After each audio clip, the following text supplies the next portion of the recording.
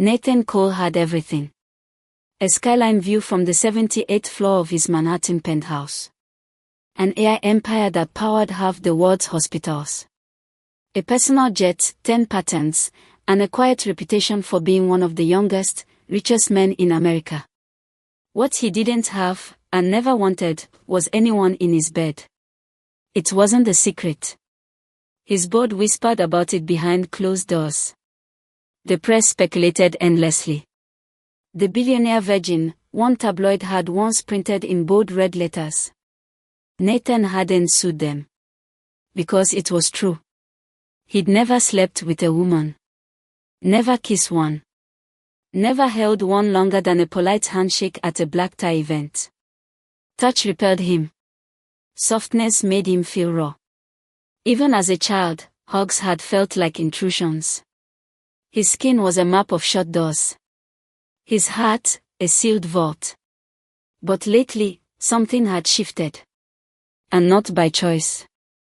3 days ago, in the middle of a pitch meeting, Nathan had collapsed. Mild cardiac arrhythmia. Likely from years of overwork, sleepless nights, and ignoring his body. The doctors warned him. His assistant practically begged. If he wanted to avoid something far worse, he'd need in-home care for at least 30 days. Private. Professional. Unshakable. And most importantly, someone who didn't touch unless necessary. Her name was Grace Hill. He didn't remember agreeing to hire her. Only that her folder had been placed on his desk that morning, a short resume, a glowing reference list, and a simple headshot. She looked ordinary. But in a way that unsettled him. No heavy makeup. No flash. Just calm eyes and a steady posture. That alone made her different from the hundreds of women who tried to charm their way into his world. At 3 p.m., the private elevator chimed softly. Nathan stood waiting in the grand living room, arms crossed, dressed in a fitted grey shirt and slacks. Minimal expression. Maximum control. The doors opened. Grace Hill stepped out with a canvas bag slung over one shoulder. She wore pale blue scrubs, white sneakers, and a loose braid that fell over her shoulder. She didn't gasp at the view. She didn't stare at the crystal chandelier. She didn't even flinch under his gaze.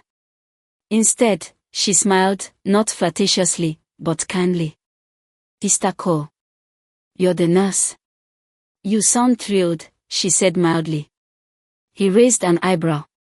You were briefed on my condition and preferences, he asked, stepping back. Yes.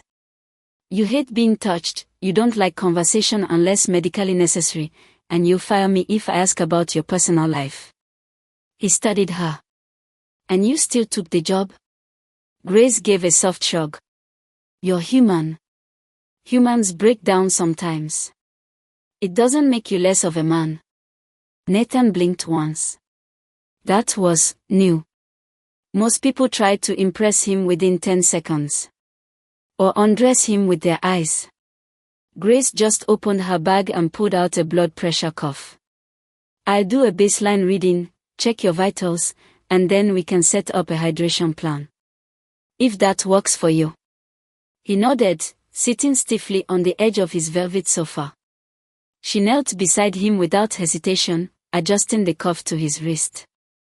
Do you want gloves? She asked gently, without looking up. He froze. What? Some patients with touch sensitivity prefer it. Others prefer skin contact when the hands are calm. You get to choose. Nathan stared down at her.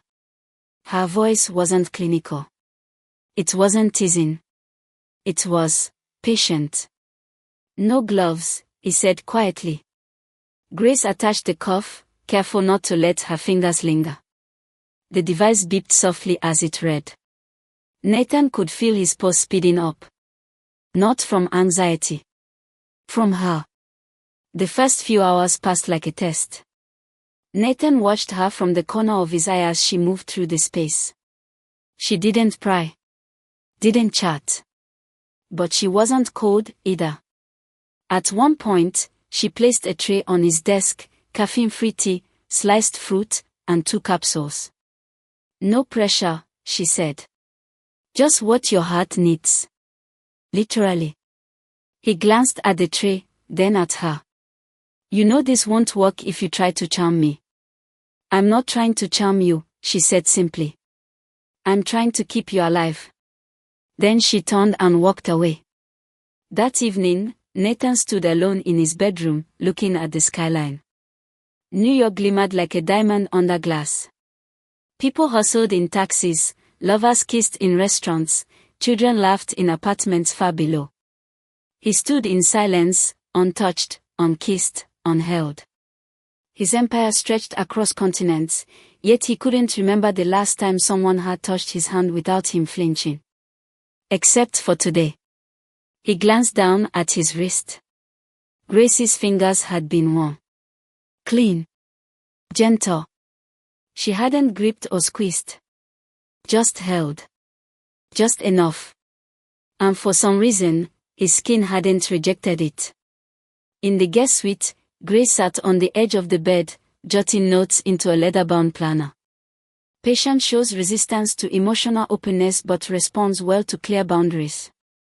Avoid surprise contact. Offer control. Watch for signs of softening. She closed the notebook and leaned back, letting out a breath. She had no interest in being part of a billionaire's gossip story. No curiosity about his money or headlines. But she did wonder.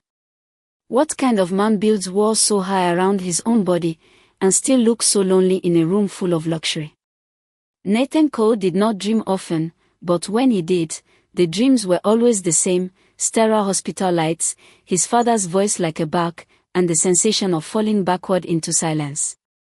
No warmth. No comfort. Only pressure to rise, build, win. That night, the dream came with a twist. In the dream, someone touched his hand. It wasn't rough or rushed. It was soft, like a breeze had curled its fingers around his wrist and said, "You're not alone anymore." He jolted awake. The room was dark except for the low golden lamp on the dresser. The city's glow hummed through the floor-to-ceiling windows. And sitting across from him in the armchair, half asleep, her chin resting on her palm, was Grace. His chest rose sharply. He reached to press the call button beside the bed, but stopped halfway. She wasn't here because he called. She was just there. Watching over him. Like she meant it. Earlier that evening, he'd refused dinner. Not because he wasn't hungry, but because the thought of someone watching him eat felt intimate. Uncomfortable. And Grace didn't argue, she simply left a covered plate on the kitchen island and gave him space. She'd given him nothing but space. But it was her presence that filled it. That night, he'd been restless. A headache bloomed behind his eyes. His heart fluttered in a way that made him clench his jaw, refusing panic. Grace had knocked lightly on his door. "You don't look well," she'd said gently, already stepping inside. He should have ordered her out. Told her to stay behind the emotional barriers he'd perfected over decades. Instead, he sat down on the edge of the bed and let her take his wrist again. Now, in the present moment, Nathan watched her chest rise and fall in a light, even rhythm. She was asleep in the chair. She'd stayed the whole time. His gaze drifted to the hand resting in her lap, delicate, smooth. Those were the hands that had cooled his forehead, placed a capsule beneath his tongue, adjusted his blanket without a word. She hadn't touched him out of curiosity or desire. She had touched him to care. It was the first time in his life he hadn't pulled away from a woman's touch. And now he missed it. Grace started awake, sensing his movement. Her eyes blinked open slowly. "Sorry," she murmured, straightening. "Didn't mean to fall asleep." "You stayed," he said, voice husky. "Your breathing changed. I thought I'd wait a little. Just in case." He looked at her. You're the first person in years who didn't ask what my company's worth within 5 minutes of meeting me. She gave a small, tired smile. I'm more interested in what your resting heart rate is.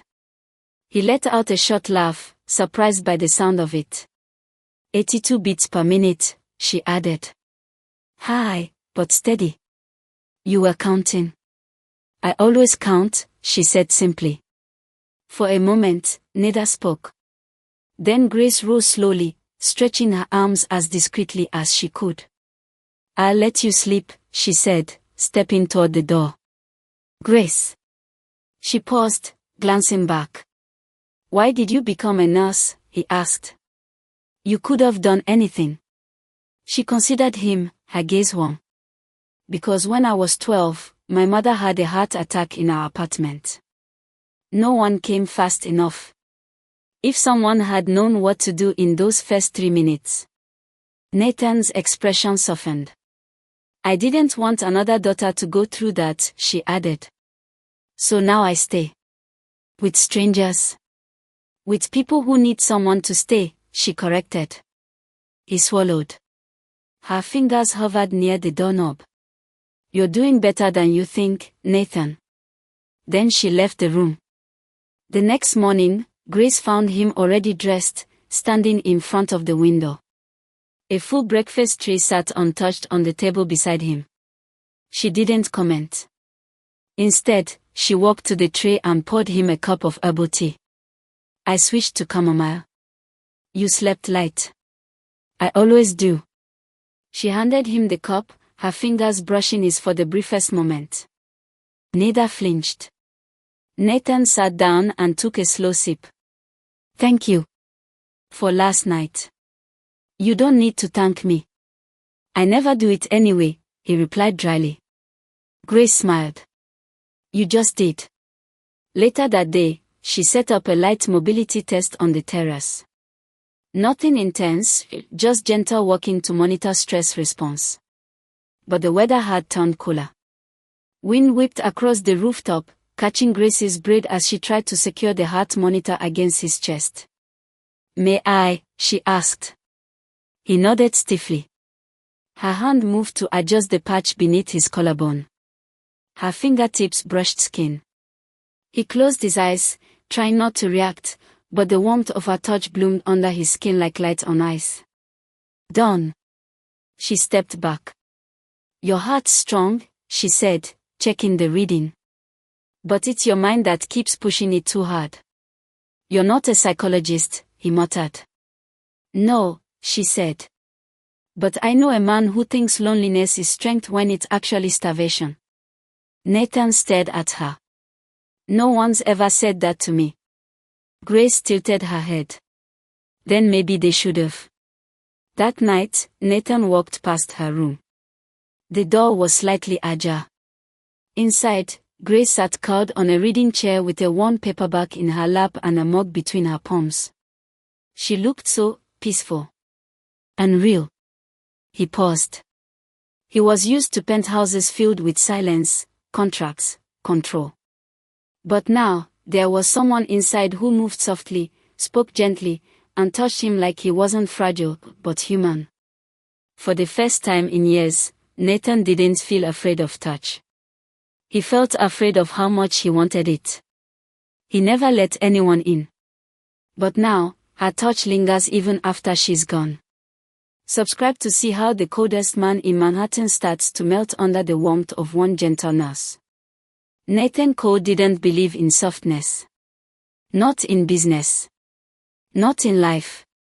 In his world, softness got you eaten alive. He'd spent his life building walls made of numbers and glass, contracts and silence. People could admire him. They could fear him. But they could never get close enough to touch him. Until now. And all it took was a woman with gentle hands and eyes like early morning rain. 3 days had passed since Grace moved in, and already the penthouse felt different. There were now signs of life in the sterile space, an aloe vera plant near the sink, chamomile sachets in the kitchen, and classical piano playing faintly from her portable speaker. Nathan hadn't stopped any of it. Not even when she placed a small woven basket of folded towels on the console table outside his door. He told himself it was because she was efficient, organized, respectful. But deep down, he knew better. He liked it. He liked her. Late in the afternoon, Grace entered the main living room with her tablet in hand, checking the week's health data. "You've stabilized," she said without looking up. Heart rate dropped 10 points. BP steady. Your hydration's almost perfect. Nathan leaned back on the leather couch, watching her. "You sound surprised." "I'm not," she replied. "Your body's finally reacting to rest. You're not a machine, Nathan. I've survived by pretending I was." She gave him a soft look. "Surviving isn't living." He didn't answer. His eyes dropped to the monitor wire still peeking out from under his shirt. His heartbeat wasn't just steady, it was aware. Aware of her. Grace sat across from him, crossing her legs. "Can I ask something personal?" Nathan arched a brow. "You already are." She ignored the edge in his voice. "Why don't you like being touched?" The question fell between them like a weight. Most people danced around it. Avoided it. Pretended it was eccentricity or trauma they weren't allowed to discuss. But Grace asked it calmly, like she wasn't afraid of the answer. Nathan hesitated. Then, because touch always came with conditions. She tilted her head. "People didn't hug me out of love. They did it for the camera. Or to show loyalty. Or to guilt me. I never knew when it was real." Grace nodded slowly, like she understood without needing to pry. "I was 5 when I flinched from my mother's kiss on national television," he continued quietly. She smiled through it. "But I saw the look in her eyes." "What kind of look?" "Embarrassment. Disgust. As if I had failed her in front of the world." Grace didn't gasp or pity him. She just sat there with a kind, still expression. "Thank you for telling me," she said gently. Nathan blinked. "You're not going to fix me." "I'm not here to fix you," she said. "I'm here to care. If you let me." Her words landed in a place he didn't know existed inside him. That evening, Grace was wiping down the counter when she accidentally knocked over a glass. It fell to the floor and shattered. She jumped back. "Oh no, sorry, I'll clean it." Nathan entered just as she crouched to pick up the shards. "Leave it. You cut yourself." "It's okay, I've got it." He knelt beside her. "Grace." Their hands reached for the same piece at once. Their fingers touched. It was just skin. Just contact. But for Nathan, it was a lightning bolt. His hand jerked back like it had burned him. Grace looked up, eyes wide. "I'm sorry." "No," he said quickly. "Don't apologize." His chest tightened. His breath caught. But he didn't flee the room. He didn't collapse. He was just feeling something. Grace knelt silently beside him, her hand still half outstretched. And this time, Nathan didn't flinch away. That night, Nathan lay awake in bed, staring at the ceiling. His mind replayed the moment over and over, her fingers brushing his, her eyes searching his face, the silence that wasn't heavy but full of something new. Trust. Grace didn't want to take anything from him. She didn't want his name, his money, his empire. She just wanted to care. No one had ever cared for him without an agenda. And the truth he couldn't ignore anymore was this: he didn't want her to leave. In the guest suite, Grace was writing in her notebook. Day 4, patient opened up emotionally. Skin contact initiated without panic response. Progress is steady. Emotional note. He's not made of stone. He's just never been safe before. She closed the journal and sighed. There was something about Nathan Cole that broke her heart and fascinated her all at once. He didn't trust easily. But when he did, she could see how deeply he could feel. And maybe, just maybe, he was beginning to feel something for her. The next morning, Nathan was already in the kitchen when she entered. He was barefoot, in a simple black t-shirt, his usual armor of crisp suits nowhere in sight. "I made tea," he said, handing her a mug. "Chamomile. I think I did it right." Grace stared at him. "Did you boil water?" He nodded once. "I even Googled it." She smiled. "I'm honored." He hesitated. "You said something yesterday. That surviving isn't living." She nodded, sipping slowly. "I think I'd like to learn how to live," Nathan said. "If you're willing to teach me." Her eyes met his. "I'm not going anywhere," she said softly. The fever started with a shiver. Nathan sat by the fireplace, hands wrapped around a cup of tea, but he couldn't shake the chill crawling down his spine. His thoughts felt sluggish.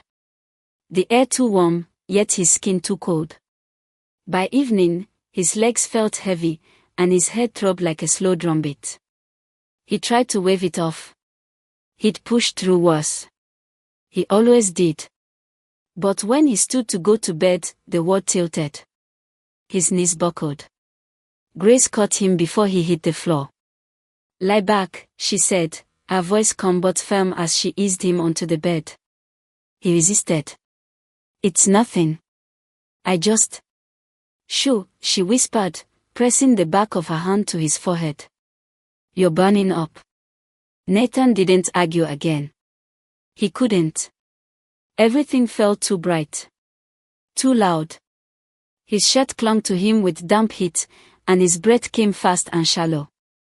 Grace moved with quiet urgency. She placed a cool compress on his forehead, removed his shoes, and whispered reassurances he couldn't fully process. She'd cared for dozens of patients before, old men in pain, mothers after surgery, children with high fevers. But none of them made her heart pound like this. Because none of them were Nathan Cole. In the haze of fever, Nathan floated in and out of lucidity. At one point, he stirred, trying to sit up. "Don't move," Grace said softly, guiding him back down. His eyes fluttered open, half-focused. "Why are you still here?" "Because you need me." He blinked slowly. "You smell like lavender." She smiled faintly. "It's my hand cream." Nathan reached up weakly, fingers brushing the edge of her sleeve. "You're warm." "I'm supposed to be." He was silent for a long moment, his gaze barely holding hers. Then, in a voice so low it was almost inaudible, he said, "You're the first woman I've let this close." The words hung in the air like a secret unwrapped. Grace swallowed, her throat tight. "I know," she said softly. "And I won't hurt you." Nathan didn't reply. But his fingers didn't let go of her sleeve. She stayed by his side all night.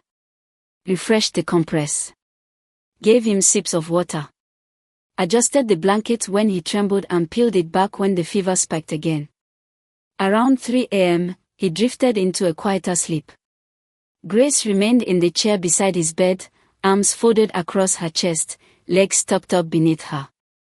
Her body was tired, but her mind wouldn't rest. Not after what he'd said. She hadn't expected him to say anything. Not like that. Not when he was vulnerable. But he had. And it wasn't lust. It wasn't a move. It was a whisper of truth. A man who had everything in the world had just admitted, in the middle of a fever, that she was the first person allowed inside the invisible circle he drew around himself. And something about that undid her. When Nathan woke, the sun was just beginning to pour into the room in streaks of orange and gold.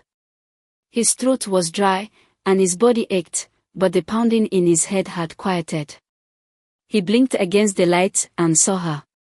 Grace was asleep in the chair, chin resting on her hand, a faint crease between her brows, like even in sleep, she was listening.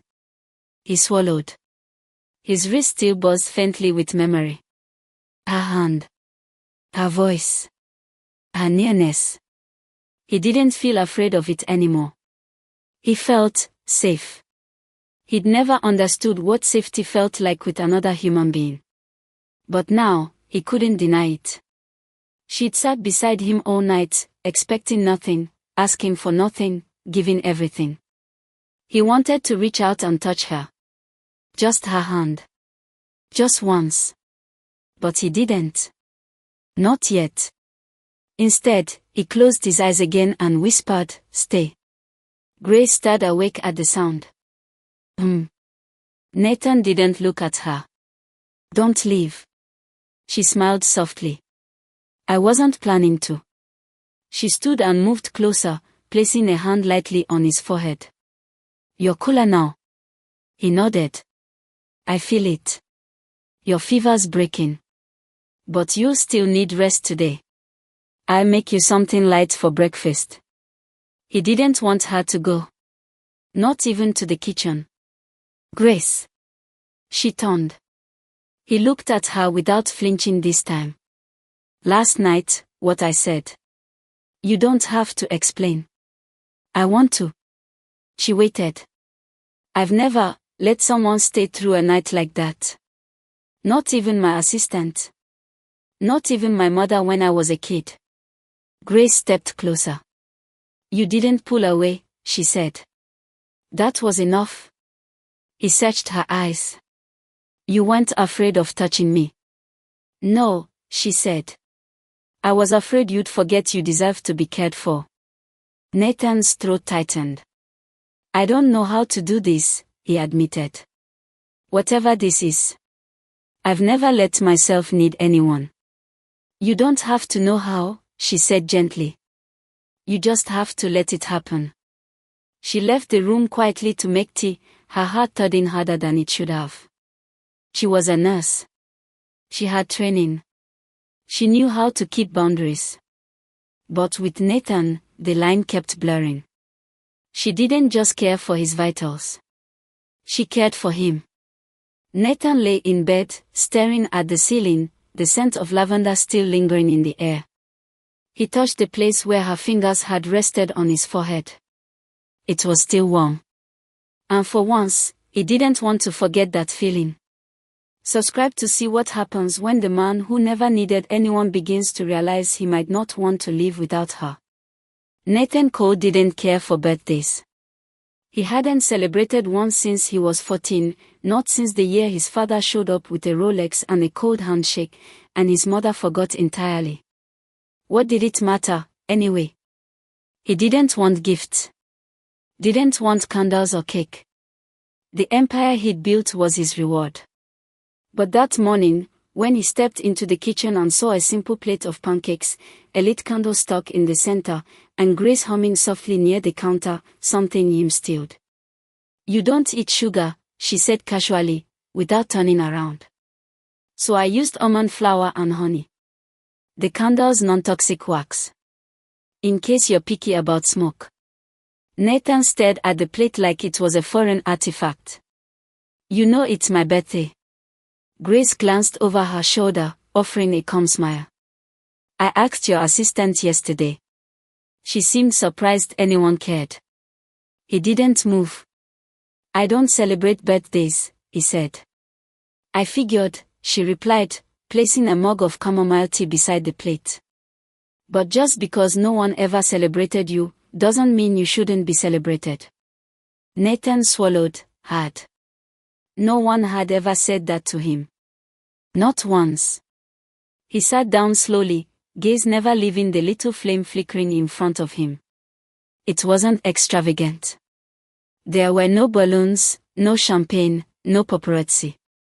Just warm light, the faint scent of cinnamon, and a woman who hadn't asked for anything in return. "Make a wish," Grace said softly. Nathan shook his head. "Wishes are for people who believe the world gives second chances." "Maybe it does," she said. "If you ask the right way." He looked at her then, really looked. She wore a soft gray sweater and her usual calm expression, but her eyes, they held something deeper. A quiet hope. Not for herself. For him. He closed his eyes and leaned forward. The candle went out with a soft breath. Grace didn't ask what he wished for. And Nathan didn't tell her that for the first time in 32 years, he had made one. They ate breakfast quietly, like it was any other morning. Except it wasn't. Nathan caught himself watching her, the way she wiped her fingers delicately with a cloth napkin, the way she tapped the rim of her cup as she thought. Every detail felt sharp now. Intimate. Not just noticed, but felt. Afterward, Grace began cleaning up, but he reached for her hand. She froze. Nathan hesitated, uncharacteristically unsure. I want to ask you something. But I don't know how. She turned to face him, giving him her full attention. Why are you so kind to me? He asked, voice low. You know who I am. You've seen how cold I can be. How damaged. You've seen more of me in 5 days than anyone has in 5 years. Grace didn't flinch. She stepped closer, her voice steady. I don't care about your money, Nathan. Or your title. I care about the man who stayed awake during a fever just to ask if I'd leave. I care about the man who doesn't let people in, but still opened his eyes when I said stay. He didn't speak. He couldn't. And, she added with a small smile, I care about the boy who never had a birthday that felt like home. His chest tightened. No one had ever spoken to him like that. Like he was worth being seen, even when he didn't know how to show it. He reached for her hand again. This time, she let him hold it. Their fingers interlocked gently, no pressure, no claim. Just closeness. That afternoon, they walked on the terrace together, the air crisp with a hint of spring. Grace had insisted light movement would help his recovery, and Nathan didn't argue. Not today. He wore a black cashmere sweater. She wore a pale coat. They looked like opposites, billionaire and nurse, winter and light, but somehow, they moved in sync. Do you ever wish for things? Nathan asked as they paused by the railing. Grace thought for a moment. I used to. Now I mostly try to be grateful for what I have. And what do you have? She looked at him. Right now. Peace. A steady job. A very complicated patient. He laughed, a sound she rarely heard from him, but when she did, it felt like sunlight cracking through clouds. Nathan reached into his coat pocket and pulled something out. A key. He placed it gently into her palm. Grace stared at it. What is this? My villa in Vermont, he said. It's quiet.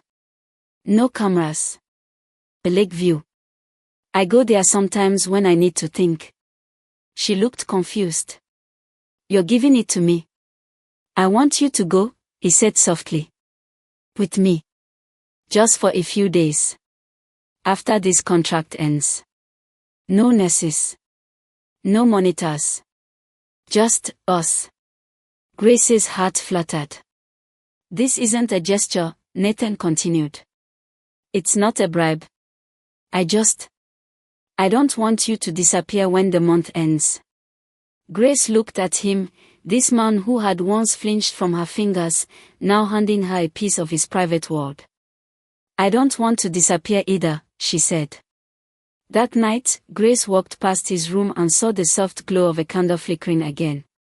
He'd relit the one she gave him. It sat on the nightstand beside his bed, burning slowly, steadily. She smiled. Because for the first time since she met Nathan Cole, she knew.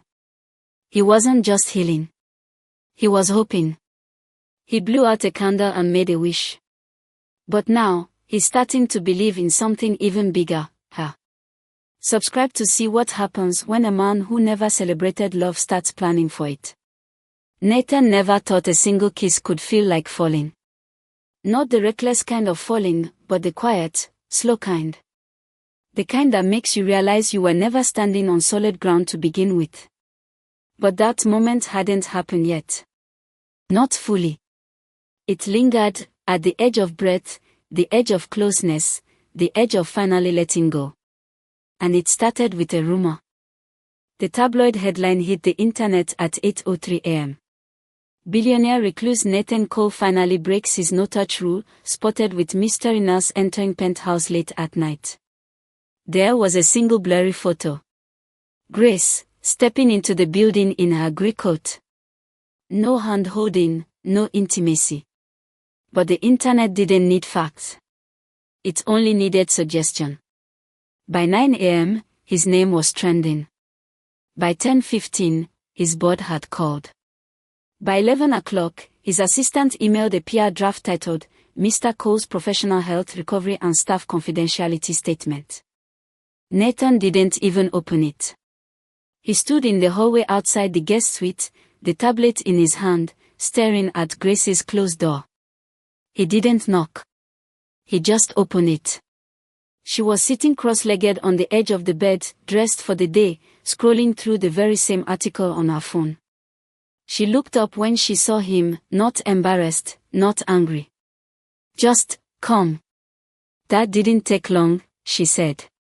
Nathan exhaled slowly. I'll handle it. Grace nodded. I figured you would. He took a step into the room. They're twisting this into something ugly. It's what the world does with things it doesn't understand. Nathan stared at her. You're not upset, he asked. I am, she said honestly. But not for myself. For you. He blinked. I see what this is doing to you. You finally let someone in, and now the world thinks they own that moment. It's cruel. Something in Nathan cracked right then. A hairline fracture that split the concrete he'd built around his emotions. Grace, his voice came low. I can't protect you from what they say. But I can protect what I feel for you. She stood slowly.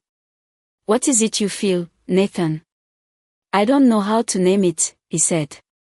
But I know it terrifies me. And I know I've never wanted to kiss someone so badly in my life. Her breath caught, just slightly, but she didn't move away. I've never kissed anyone, he added. Not because I didn't want to. But because I didn't trust the moment. I didn't trust myself. Grace stepped closer. Do you trust yourself now? Nathan's hand lifted, carefully, slowly, and touched her cheek. His thumb brushed under her eye. Her skin was warm, soft, real. I trust you, he whispered. And then he kissed her. It wasn't perfect. It was hesitant, unsure, a mix of fear and wonder. But it was sincere. And when Grace kissed him back, something in Nathan's chest bloomed like spring after a frozen winter. Her hands moved to his shoulders. His hands slid to her waist. Their foreheads rested against each other when they finally broke the kiss, their breaths mingling. I wasn't expecting that, Grace whispered. I wasn't planning it, he replied. She smiled, the kind that reached her eyes. You okay? She asked, brushing his hair off his forehead. I've never been kissed before, he said. But now I'm wondering why I waited so long. She looked at him, deeply, warmly. Because you were waiting for the right reason. And maybe, the right person. The rest of the day passed like a dream neither of them fully understood. The outside world still roared, comments, posts, speculation, but inside the penthouse, everything was still. Grace didn't press him.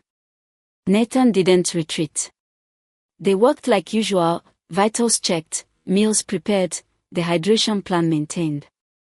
But between it all were soft glances, accidental touches, and a kind of invisible tether tying them closer with every hour. That evening, Grace sat beside Nathan on the sofa as they watched a classic film in silence. It was some old black and white romance Nathan had never seen. She liked to put it on as background sound. He didn't pay attention to the screen. Only to her. She leaned gently into his side. He didn't pull away. In fact, he wrapped an arm around her shoulders. Her head rested near his chest, the very chest he once shielded from everyone. Now it was hers. You know, he said quietly, I didn't think people like you existed. She looked up. Nurses.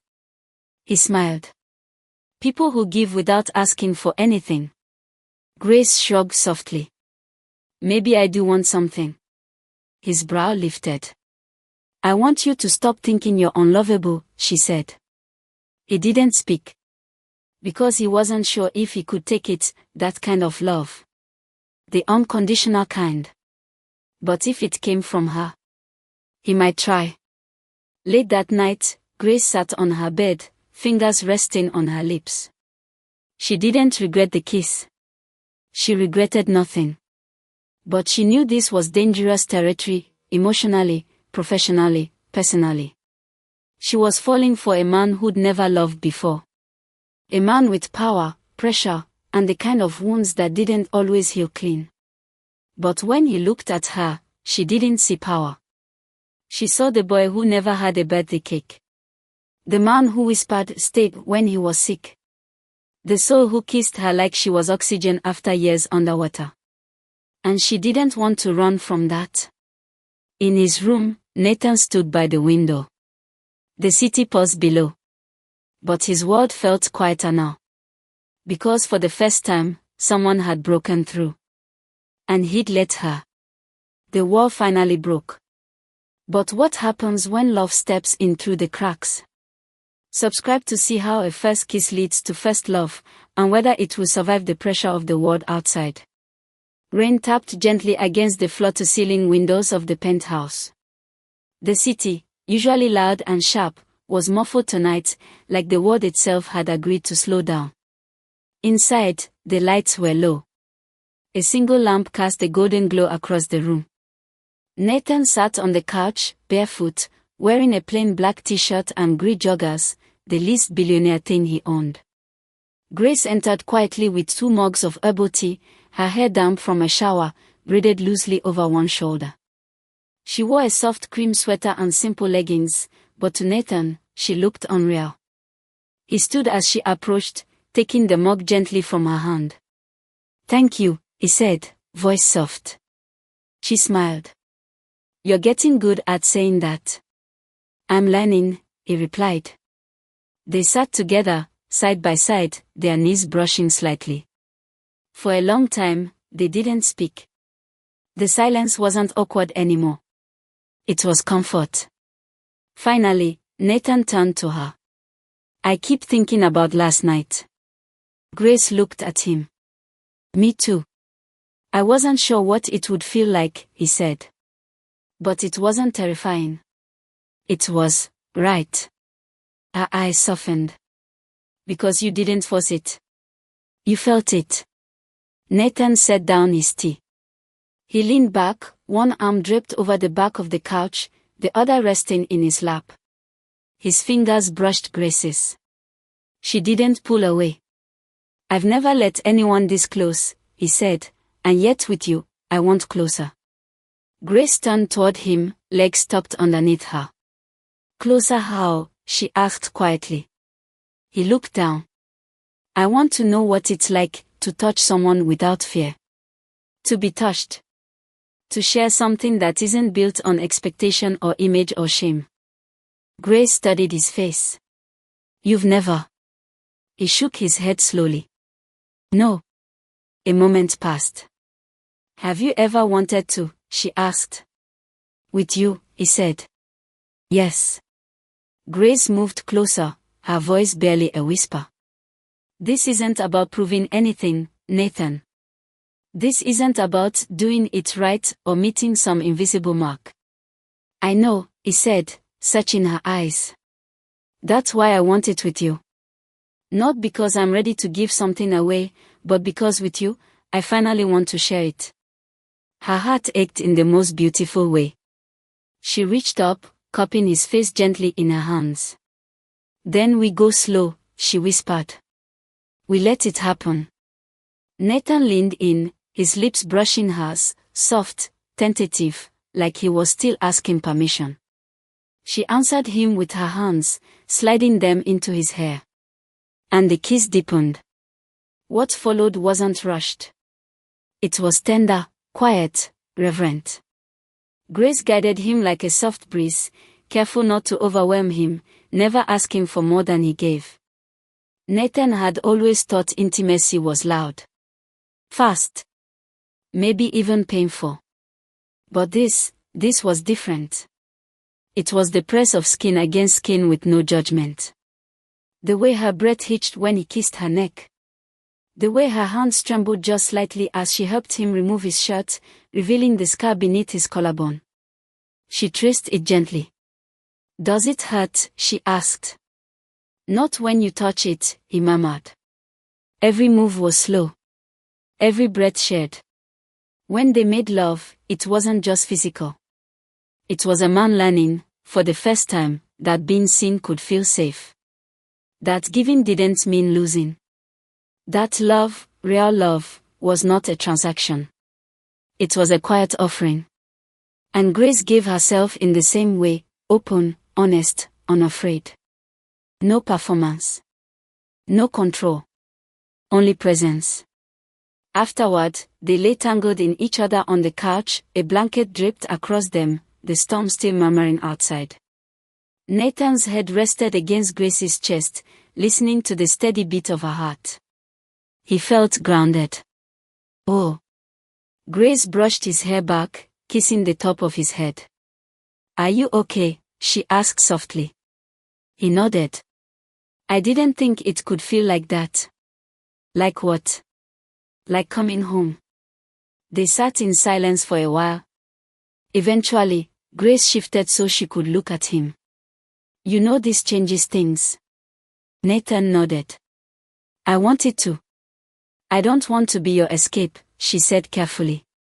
"I want to be your choice." "You already are." His fingers laced with hers. "I don't know what comes next. But I know I want it to come with you." Grace pressed her forehead to his. "Then let's build it. Together." That night, Nathan didn't sleep in his own bed.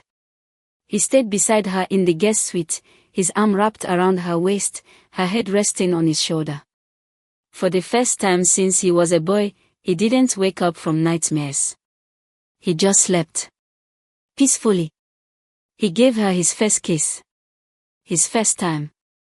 And now, maybe, his first love. Subscribe to see what happens when a man used to being untouched begins to truly hold on. The air was still when Nathan opened the door. He hadn't expected to see the man standing on the other side, tall, silver-haired, sharp-suited, with eyes that mirrored his own but held none of their warmth. "Father," Nathan said flatly. Charles Cole stepped inside without waiting for an invitation. He glanced around the penthouse like it offended him. "Same prison walls," he muttered. "You always did confuse control with comfort." Nathan shut the door behind him, jaw tight. "I wasn't aware you were back in the country." Charles turned, his face carefully unreadable. "Didn't think you'd care. But I'm dying, so here we are." Nathan's body went cold. "What?" "Stage 4. Pancreatic." Charles shrugged like he was discussing stock losses. 6 months, maybe. Less if I'm lucky." Nathan sat down, stunned. The silence between them stretched years long. "You're not here for reconciliation," he said finally. "So why come?" Charles sat opposite him, legs crossed, voice calm. "Because you're soft now. I've been watching. You collapsed. Hired a nurse. And now, this." He slid a printed tabloid article across the table. The headline screamed. "Virgin billionaire in secret romance with private nurse, witnesses say he's finally letting go." Nathan didn't flinch. "You came all this way to throw gossip in my face." Charles leaned forward. "I came to warn you." "Warn me? You think this woman makes you strong?" "She's weakening you." The moment people think you're vulnerable, they'll circle like wolves. Nathan's chest tightened. She's not a liability, he said evenly. She's a woman, Charles snapped. A woman who isn't one of us. Who didn't build her life on blood and margins. She will pull you down. Sooner or later. Nathan stood. Get out. Charles rose too, slower this time. You think love is a shield? He asked. It's a crack in the armor, son. I taught you better. No, Nathan said, his voice low. You taught me to be alone. To mistake power for worth. And I'm done carrying your fear. Charles looked at him for a long, quiet moment. I won't ask for your forgiveness, he said at last. You won't get it, Nathan replied. Then Charles nodded once, and walked out. Grace found Nathan an hour later, standing on the terrace, the cold air brushing through his shirt. She didn't say anything. Just walked up and slid her hand into his. He squeezed it. Was it your father? She asked softly. He nodded. He's dying. Still poisonous, though. Grace waited. He called you a crack in my armor. She didn't flinch. Do you believe that? Nathan looked at her. Yes. Her chest clenched. But then he added, because with you, I don't need the armor. Tears stung her eyes. She swallowed them down. He turned to face her, brushing her cheek with his thumb. I've spent my whole life thinking love would ruin me, he whispered. That it was something men like me couldn't afford. And now, she asked. Now I know the truth. Love isn't a weakness. He kissed her gently, slowly. It's my reason to fight harder. Later that evening, they curled up on the couch, the storm outside reflecting the one still echoing faintly in Nathan's mind. I'm scared, he admitted quietly, his head resting on her chest. Of what? That this won't last. That I mess it up. That you'll leave when the contract ends. Grace wrapped her arms around him. Nathan, I wasn't hired to love you. I chose to. He looked up. And when the job ends, I'll still be here. If you want me.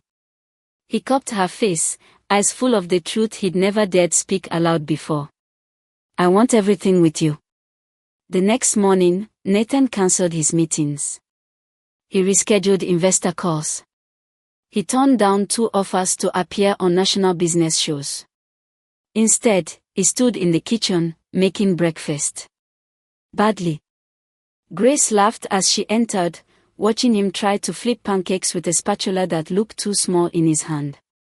I don't think those are supposed to be that crispy. He turned, flour on his cheek. I told you I'm learning. She crossed the room and wrapped her arms around his waist from behind. You're doing better than you think. He turned in her arms, pulling her closer. Thank you, he whispered. For staying. For holding space I didn't even know I needed. Grace kissed his jaw. Thank you for letting me in. As the rain cleared that afternoon, Nathan stood in front of the large mirror in his bedroom, buttoning his shirt. His reflection looked different somehow. Not because he was richer. Not because he was healed. But because he wasn't alone anymore. And for the first time in his life, that didn't terrify him. It gave him purpose. The past knocked at his door, but love answered instead. Subscribe to see how a man who once feared touch now holds on with everything he has.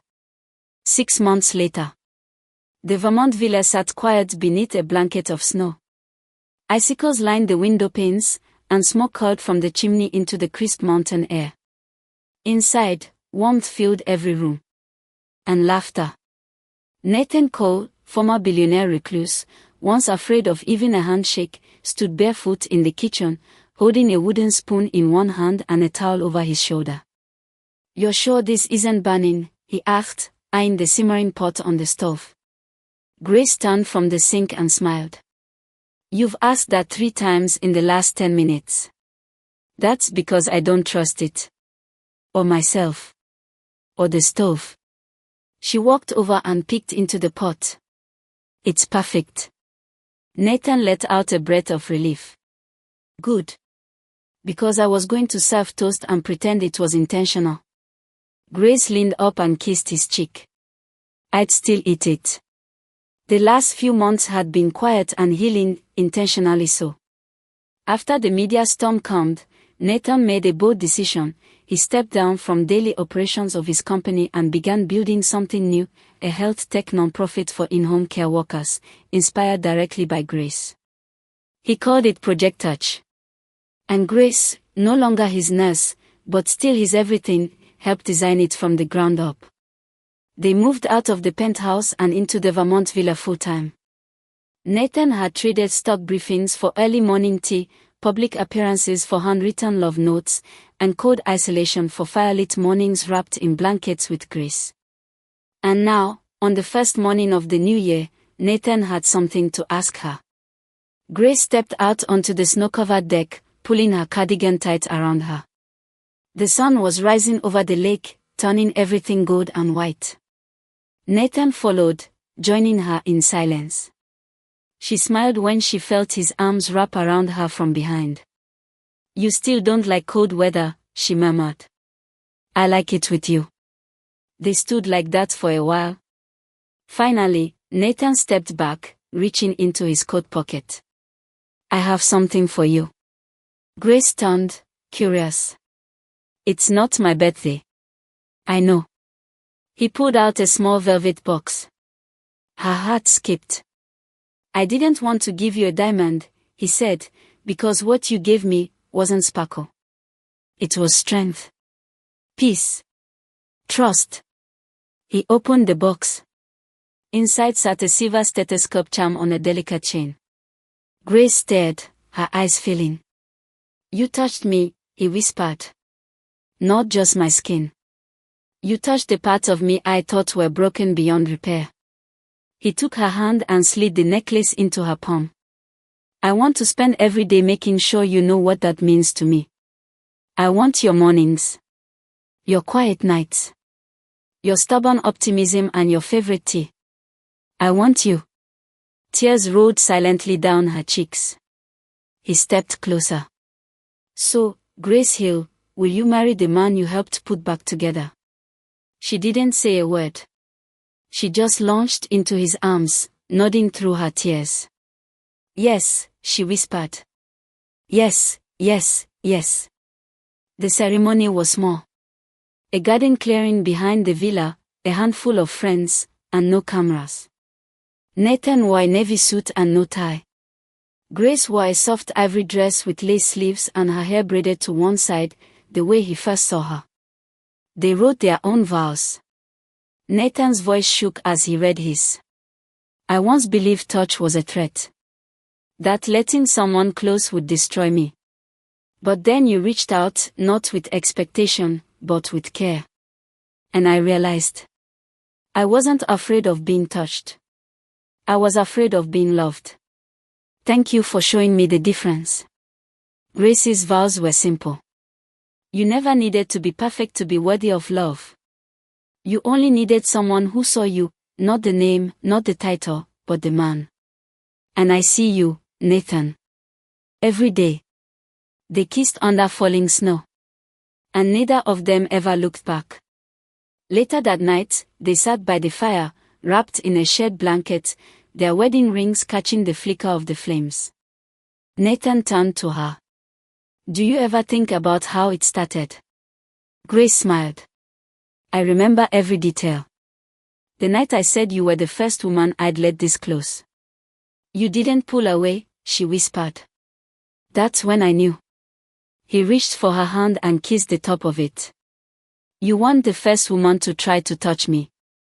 Grace tilted her head, waiting. But you were the first whose touch felt like home. He was a man who feared touch. She was a woman who gave it gently.